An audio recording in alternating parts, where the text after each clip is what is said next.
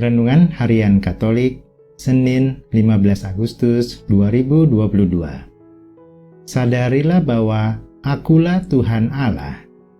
Totalitas mengikuti Allah, bukan terikat pada harta kekayaan. Bacaan pertama. Bacaan dari Nubuat Yehezkiel. Tuhan bersabda kepadaku, "Hai anak manusia, aku hendak mengambil daripadamu dia yang sangat kau cintai, seperti yang kena tulah. Tetapi janganlah meratap ataupun menangis, dan janganlah mengeluarkan air mata. Diam-diam saja mengeluh, jangan mengadakan ratapan kematian. Lilitkanlah destarmu dan pakailah kasutmu. Jangan selubungi mukamu dan jangan makan roti perkabungan. Pada harinya, aku berbicara kepada bangsa Israel, dan malam harinya istriku meninggal dunia. Keesokan harinya, aku melakukan seperti diperintahkan kepadaku. Maka bangsa itu berkata kepadaku, 'Tidakkah engkau bersedia memberitahu kepada kami, apa artinya ini bagi kami, bahwa engkau berlaku demikian?' Lalu aku menjawab mereka, 'Sabda Tuhan sudah datang kepadaku. Katakanlah kepada kaum Israel, beginilah sabda Tuhan Allah. Sungguh, aku akan menajiskan tempat kudusku, kekuasaanmu yang kau banggakan, kenikmatan bagi mata dan jiwamu. Anak-anakmu laki-laki dan perempuan yang kalian tinggalkan akan mati rebah oleh pedang. Kalian akan melakukan seperti yang kulakukan. Mukamu tidak akan kalian selubungi, dan roti perkabungan takkan kalian makan. Kepalamu akan berdestar, dan kakimu akan berkasut. Dan kalian tidak akan meratap ataupun menangis. Tetapi kalian akan hancur lebur dalam hukumanmu, dan kalian akan mengeluh seorang kepada yang lain. Demikianlah Yehezkiel menjadi lambang bagimu. Tepat seperti yang dilakukannya, begitulah yang akan kalian lakukan. Sesudah itu terjadi, kalian akan tahu bahwa Akulah Tuhan Allah." Demikianlah sabda Tuhan. Syukur kepada Allah. Bacaan Injil. Inilah Injil suci menurut Matius. Pada suatu hari, ada seorang datang kepada Yesus dan berkata, "Guru, perbuatan baik apakah yang harus kulakukan untuk memperoleh hidup yang kekal?" Yesus menjawab, "Apakah sebabnya engkau bertanya kepadaku tentang apa yang baik? Hanya satu yang baik. Jika engkau ingin masuk ke dalam hidup, turutilah segala perintah Allah." Kata orang itu kepada Yesus, "Perintah yang mana?"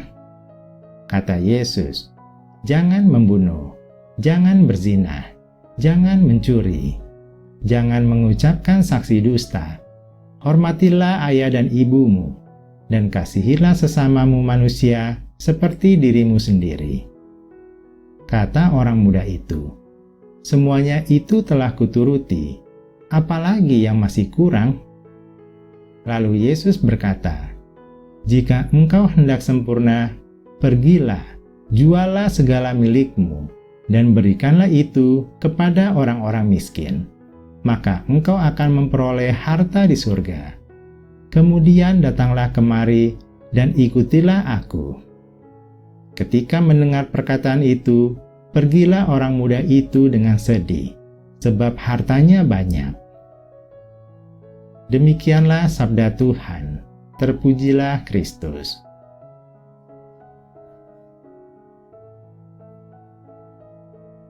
Renungan bacaan pertama. Sadarilah bahwa Akulah Tuhan Allah. Kematian istri Yehezkiel menjadi lambang murka Allah. Tuhan berfirman hendak mengambil istri Yehezkiel, tetapi ia melarang Yehezkiel berkabung. Demikianlah saat kematian istrinya terjadi, Yehezkiel tidak berkabung. Hal yang tidak lazim ini menimbulkan pertanyaan dari umat Israel. Yeskil kemudian menjelaskan kepada bangsa itu bahwa Tuhan akan menghukum mereka dengan keras karena dosa-dosa mereka. Mereka akan mengalami kematian, tetapi mereka tidak akan bisa berkabung. Umat Tuhan mengalami semua ini agar mereka sadar bahwa dosa-dosa mereka tidak dapat ditolerir oleh Allah yang kudus.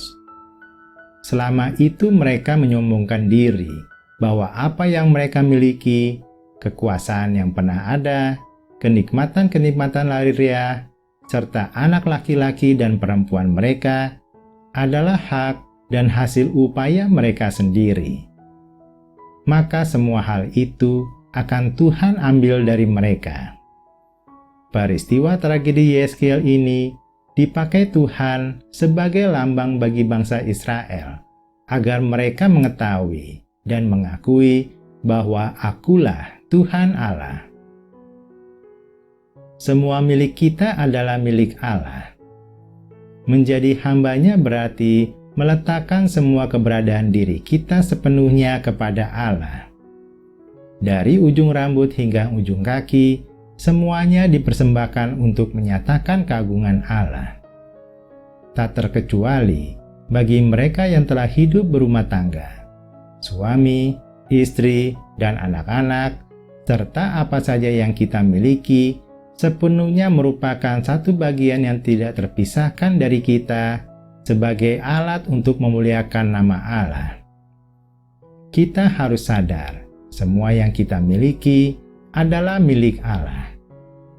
Sebagai seorang hamba Allah, keberadaan kita serta keluarga sepenuhnya di dalam rencana dan kehendak Allah. Kita harus siap sedia, sekalipun apa yang akan terjadi melalui keluarga yang kita cintai, untuk menjadi media Allah menyatakan kebesaran dan keagungannya. Renungan Bacaan Injil. Totalitas mengikuti Allah, bukan terikat pada harta kekayaan. Orang muda kaya yang ingin memperoleh hidup kekal. Seorang kaya yang masih muda ingin memperoleh hidup kekal. Ternyata ia belum benar-benar total memiliki keinginan itu. Ia memang telah melakukan semua hukum Taurat, seperti 10 perintah Allah, bahkan sejak usia belia. Mungkin ia bertanya, apakah ketaatannya itu bisa menjadi modal untuknya memiliki kehidupan kekal? Atau apakah masih ada yang kurang agar ia menjadi sempurna? Yesus memandang dia dengan kasih dan menemukan satu kekurangan terbesarnya, yaitu keterikatannya pada harta. Ketika Yesus mengajukan agar ia menjual semua harta kekayaannya, membagikannya kepada orang miskin, lalu mengikuti Yesus, ia merasa sangat keberatan. Bagi dia, harta kekayaannya jauh lebih berharga daripada harta di surga yang belum kelihatan. Mungkin dia telah bersusah payah untuk mendapatkan harta sebanyak itu. Ia menyandarkan hidupnya pada hartanya, bukan kepada Allah. Kekayaannya telah membuat dia sulit beroleh hidup kekal.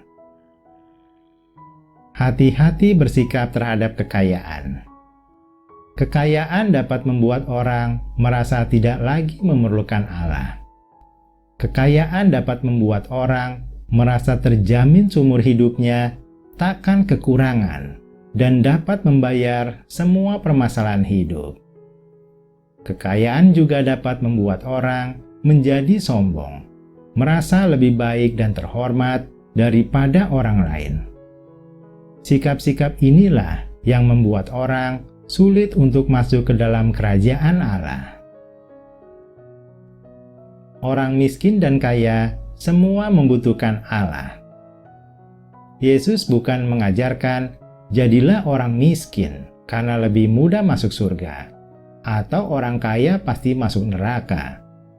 Namun Yesus ingin membangun kesadaran bahwa setiap manusia, baik kaya maupun miskin, semua membutuhkan Allah untuk menjalani kehidupan yang baik di dunia ini dan beroleh kehidupan kekal di surga.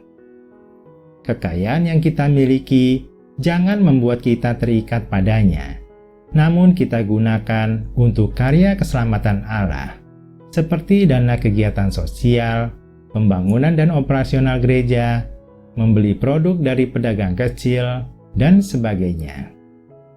Maka Yesus mengajarkan semua orang agar totalitas mengikuti Allah untuk beroleh kehidupan kekal. Dan ada banyak berkat rohani yang dicurahkan Allah atas orang-orang yang mengikuti Dia dengan pengorbanan. Contoh pengorbanan seperti mau meluangkan waktu dan tenaga untuk melakukan karya keselamatan Allah dan tidak terikat pada kekayaan maupun kesenangan yang menjerumuskan. Marilah kita berdoa. Ya Tuhan, terima kasih atas rejeki yang Engkau berikan kepada kami.